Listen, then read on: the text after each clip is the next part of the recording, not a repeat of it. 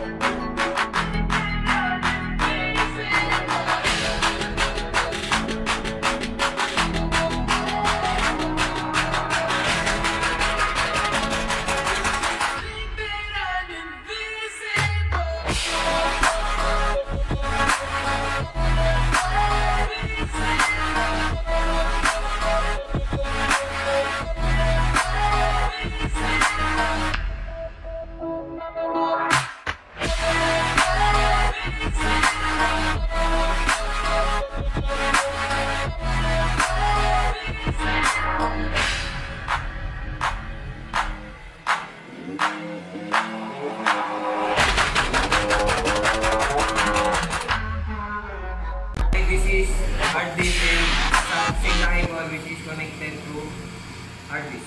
Then the specification of this hard disk is Seagate Barracuda 160 gigabytes.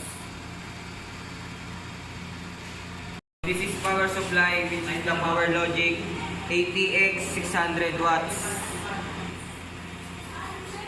Okay, this is a RAM. This RAM is Kingston KVR DDR3 2 GB. Okay, this is a processor. Processor is a AMD A4-3300 series. This is a motherboard.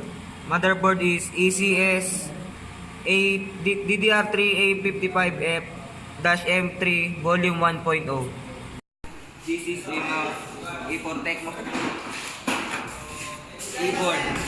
Tech, and monitor LG Platron W1642S TF, then ABR secure. Okay guys, I will show you the shortcut to get the specification of the processor using of BIOS. Just press F9 and this.